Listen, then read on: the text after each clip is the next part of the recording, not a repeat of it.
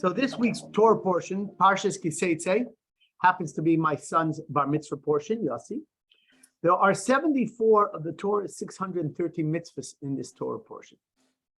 So it's actually quite a long parsha. It discusses inheritance rights. It discusses the rights of the firstborn. It discusses the dignity of the dead, returning lost objects, judicial procedures, on and on and on. Today, we're going to talk about the marriage ceremony. And the marriage ceremony is quite different the way that we observe the marriage ceremony today, and really is from what is required by biblical law.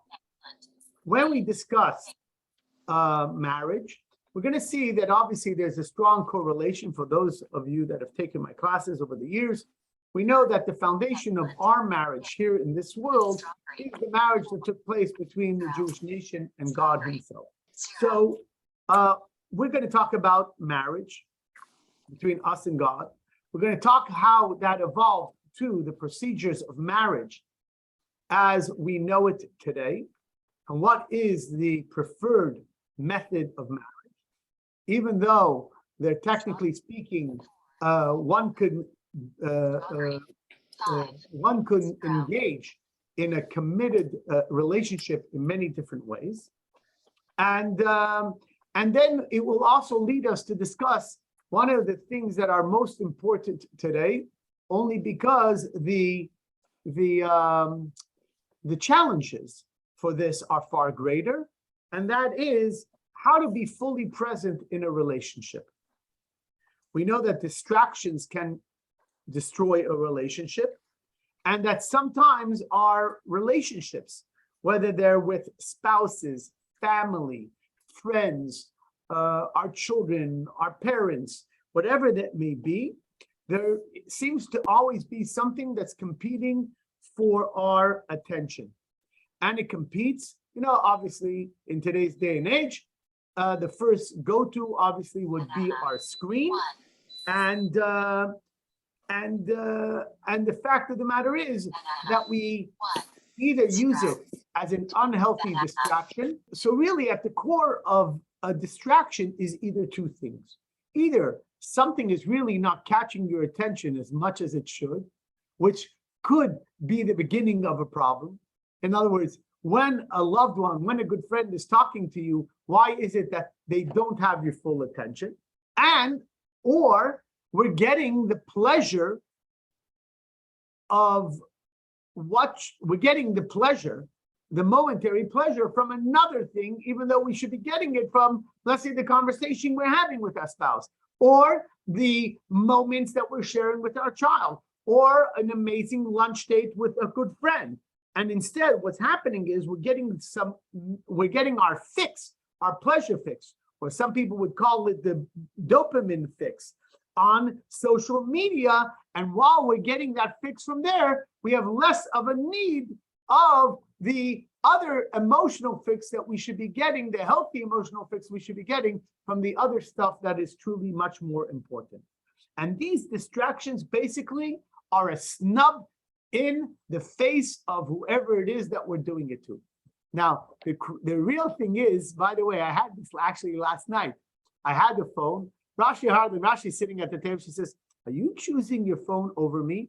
Now, what's interesting is that the phone has become even less of a problem because everybody's expecting you to do it and they're doing it also. So it's not such a snub anymore, but it truly is a snub. And the question is, how do we fix this all? So most cultures, let's go back to the beginning. Most cultures develop ceremonies to mark the formal beginnings of a relationship. When it comes to the Jewish people also mark our beginnings of our relationship with God with a formal celebration. It's called the holiday of Shavuot. And what does the holiday of Shavuot commemorate? It commemorates it commemorates the giving of the 10 commandments that God gave us, which truly was the marriage between the Jewish people and God. This is why Maimonides, in his Mishneh Torah, in his laws says that before the Torah was given, how did marriages take place? He said it was very simple. Man meets woman. They both said, I like you, I like you. They decide and consent to be wed. They grab hands, they go to a home, and boom, that's it. What do you think the animal kingdom does? There's no formal ceremonies, there's no engagement parties, there's no big wedding planner, there's no event planner. You, me, that's it. And that's how it was before the giving of the Torah. After the Torah was given, Maimonides says, we were instructed to behave a little differently. If you want to marry a woman and a woman wants to marry you, you have to betroth her. So let's talk about this marriage and betrothal. You have to betroth her before two witnesses, and only then does she become your wife. And we see that in the Torah, what does it say? It says, Ki yikach ish isha uba eleha. That if a man will betroth, the wording in Hebrew is actually if a man takes a wife, but lekacha actually legally means to betroth a woman, and only then can you both behave as husband and wife to have intimate relations. The Talmud tells us, okay, after the Torah was given, the way of the market was unacceptable. You don't just grab a man, grab a woman, and that's it. There has to be something more formal. And these formal ceremonies could transpire in three ways. The Talmud tells us you can be betrothed with an exchange of monetary value. Thus, today we have the ring. You could have a bill of marriage. The bill of marriage is not the ketubah. I know we have a ketubah today, but a ketubah is different. A ketubah is a document that tells what the husband will bring to ensure that the marriage will take place and his commitment during the marriage. But here we're talking about a bill of marriage. Hey, would you marry me? And therefore I'm giving you this in exchange for your consent to marry me. And the third, biblically, so the Talmud can't ignore it, is ultimately intimate relationships. But technically speaking, we can't ignore the fact that according to the Bible, you could technically say, hey, would you like to be my wife? I'd love to be your husband. And without a bill of marriage, without monetary value, of exchange of something of monetary value, technically speaking, having relationships as a husband and wife is sufficient to officially make you husband and wife. Okay. Now, in a sense, today, Maimonides writes that while biblically we have many ways to betroth a woman, the Rambam writes that it has become a universal Jewish custom. He writes, Kvar nagu kol Yisrael, all Jews behave such a way, that we betroth with an exchange of something of money or something of monetary value. Or, second preference, a legal document. But the third option, intimate relationships, the Maimonides says today, that's open for corporal punishment, lashes by a Jewish court, even though it's technically perfectly binding according to Jewish law. Why? Because it's not the way to act. And now we have slowly, over the years, phased out the intimate relationship method. We've phased out the legal contract. As I told you, the ketubah is not that legal contract. And basically, we have opted today, which is the universal custom for all Sephardic, Ashkenazic, no matter who you are, to offer a ring to the wife. And that is Harei At Mekudeshet. It is the method by Mekudeshet, which the couple becomes betrothed to each other. Now, actually, that's one of the reasons why when you finish with the ring ceremony under the chuppah, you say Mazel Tov. Because actually, once that is done, they actually are husband and wife. It's deserving of a Mazel Tov. Now, I'd like to share with you that, like everything in life, there is far more to the original legal methods of kiddushin, of betrothal, of marriage. There is also, we have clearly why Maimonides chose that legally we should prefer the method of offering a ring. But I think it's important for us, like anything, to know that besides the legal ramifications, there is a deeper significance to the options that were available according to the Torah, which means intimate relations, legal contract, or something of monetary value.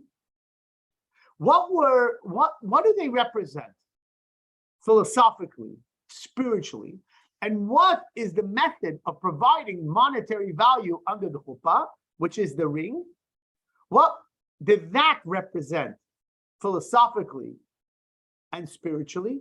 And why did that become the preferred method of kiddushin and so on?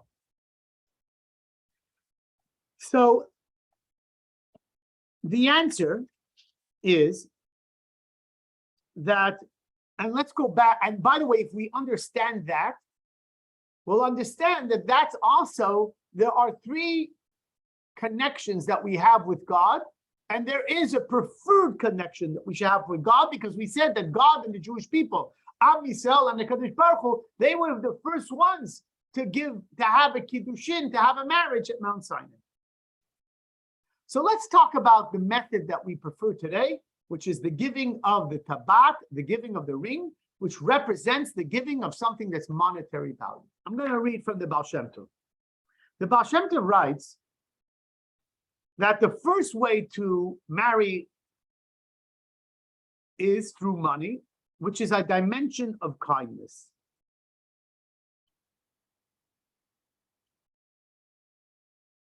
These are the early days of life when God, in his abundant kindness, supports us. In return for God's kindness, we yearn, we desire, we are passionate about God. At some point in life, like everything, it could happen that the passion fades, it begins to disappear. We don't yearn or desire God or the relationships that maybe we had as strongly as before, but we're still compelled to stay connected. Hey, God is our God and we're his nation. Hey, I agreed to be part of this relationship. We got married. We're legally bound to each other. So we have a contract. And then the third phase is, can we ever get back to being delighted? Do we have a tainug, a pleasure with God? And that's represented by the intimate relationship. So there are three methods of marriage. They're just not three legal mechanisms how to consecrate, how to be mikadesh, how to consecrate the marriage, but they have a deeper spiritual significance, and they were chosen because they reflect this deeper connection that we're supposed. There were three methods of relationship that we're meant to have with God as well. So let's start with the preferred method, which is called kesef, kinyan kesef, by giving something of monetary value, the ring. They represent the beginning of a marriage. The Jews by Mount Sinai, we're young, we're idealistic, we're passionately in love. We have all the time in the world. We think the future. has so much in store for us. Why is it represented by kesef, by money? Because in Hebrew, the word kesef is etymologically connected to yearning. That's what kesef means. Then we graduate. We have to start working. If there are kids, kids come along. If you have a couple of kids come along. And the relationship takes sometimes a backseat to other responsibilities. It's been tempered. How do we keep it alive? Oh, we have to have a date night, and we have to have our anniversary, and we have to go on vacation to somehow get back to that, at least in little time periods, that which we had all the time for, and it was constant. What did Jews do? We go from being in the presence of God, I am the Lord your God, don't have any other gods. We're at Mount Sinai with God himself. We have to make sure that we have fixed times for Torah and prayer. We can't be as engaged as we were when we were in a yeshiva, in a school, or we were learning, or if we, somehow we're at one point in our lives far more committed or passionate about Judaism. So we know we have to give away fixed times. We also have to have a date night with Torah, or a daily date with Torah. This is the contract stage. We get consecrated to our committed relationship with the contract. What's a contract? I have to abide by the contract. I don't feel what I once felt, but I'm committed to the relationship. Then we have a third. We get a little older. Hopefully we get a little wiser. And hopefully we're not committed or addicted to TV and so on and so forth. Now we have the time to really get back to basics. We have the time to be able to say, let's really enjoy what's important to me. We finally, when I retire and the kids grow up, will be able to spend time together again. And the same thing is true with God. Now I have more time to be delighted like I once was with the relationship. Now is the time to get even more intimate.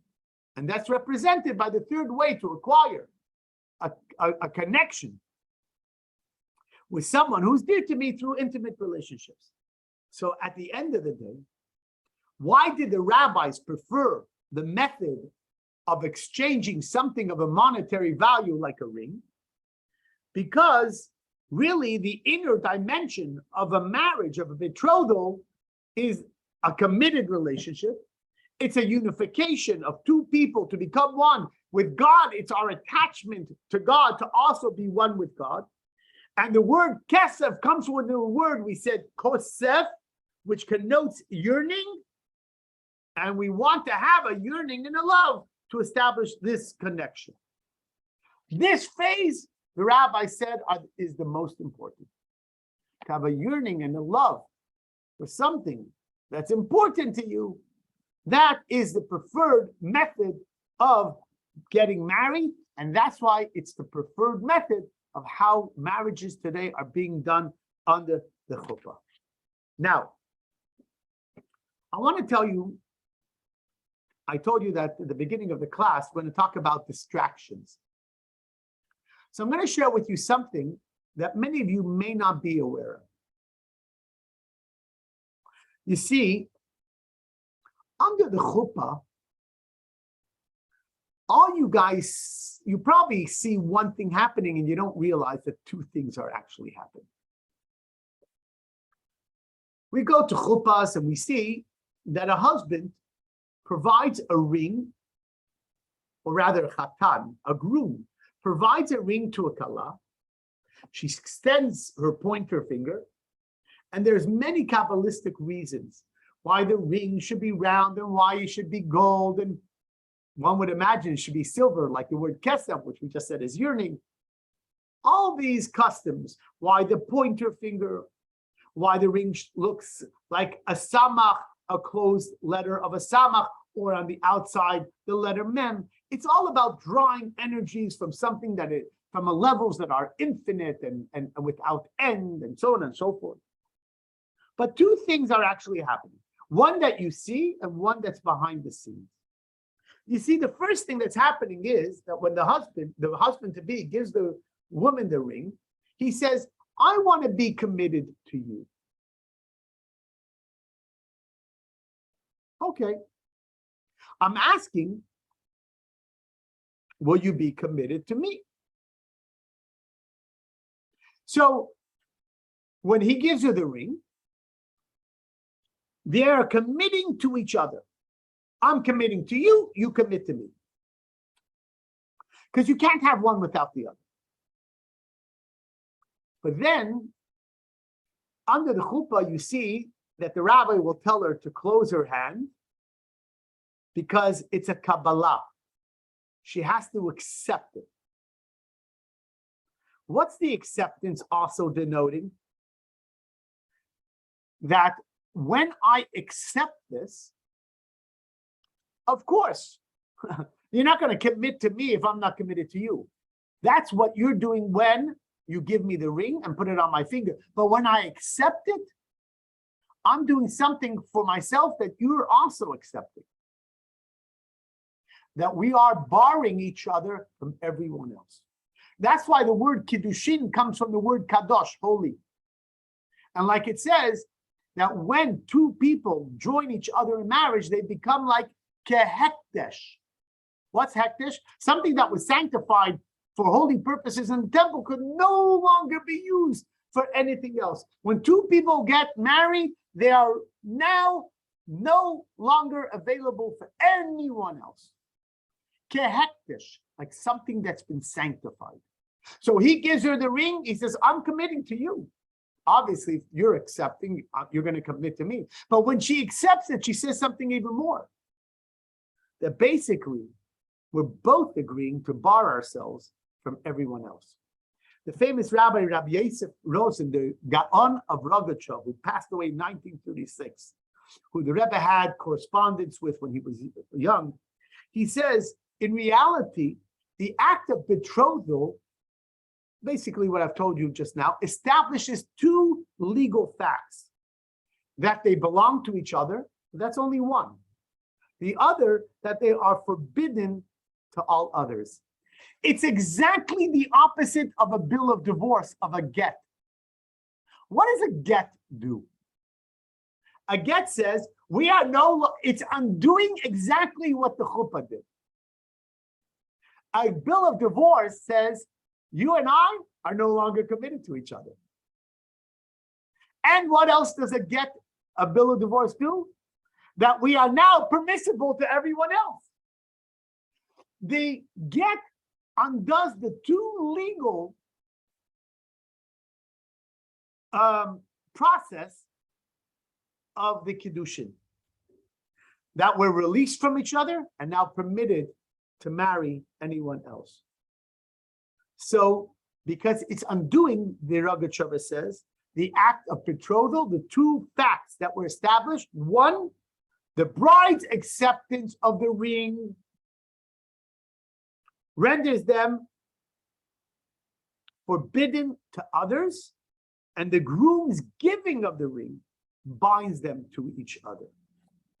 So there's proffering and accepting of the ring, a legal exercise to establish two separate legal realities.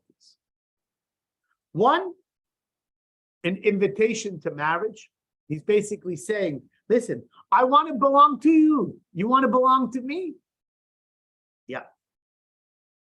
And then when she accepts the ring, she's accepting the invitation, but she's also stepping away from everyone else.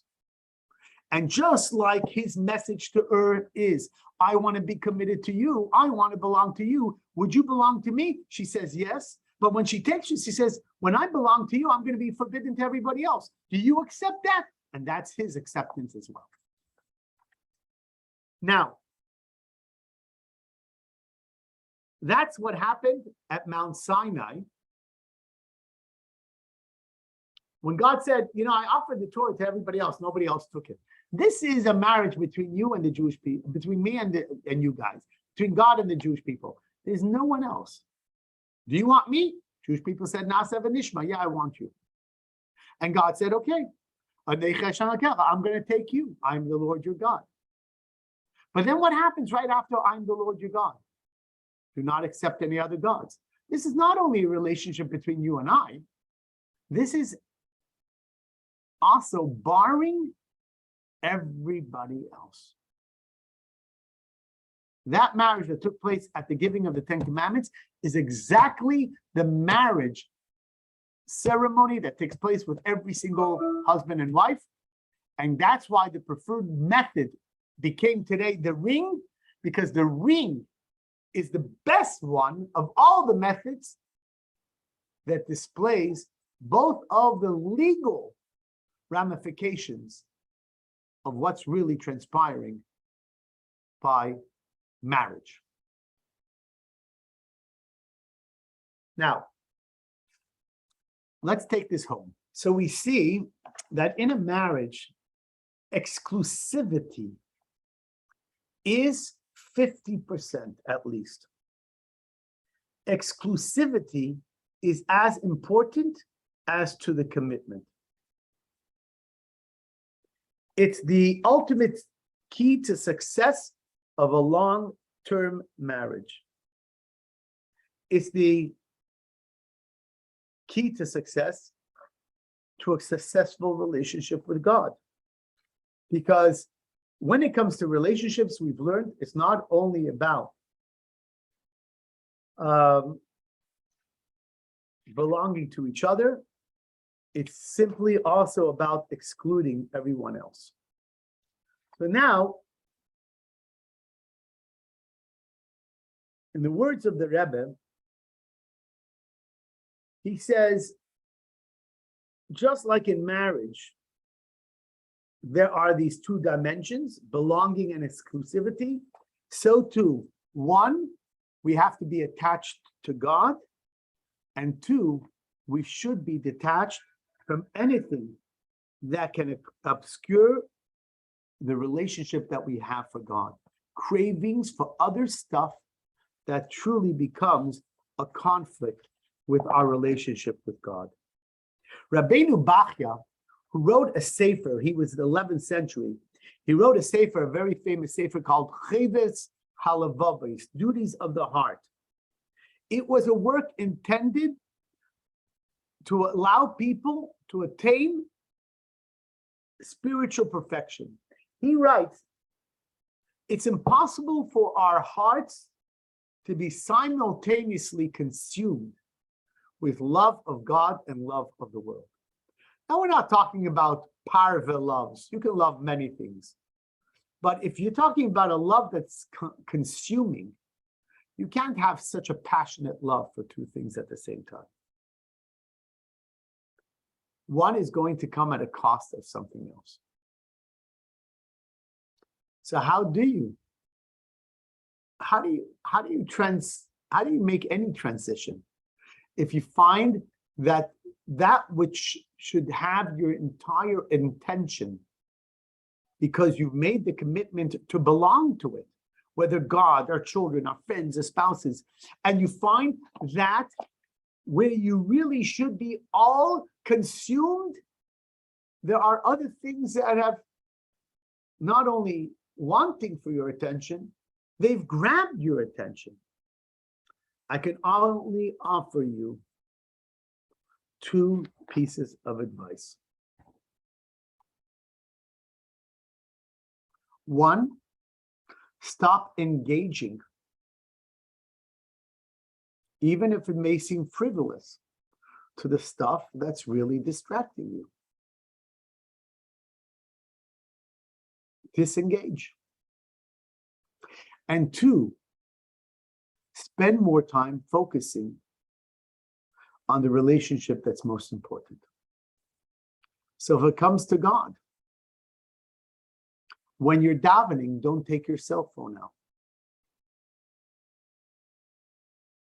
And then, once in a while, grab a book that tells you a little bit more about a prayer that you typically say daily. So that when you get to it, you have a far greater understanding.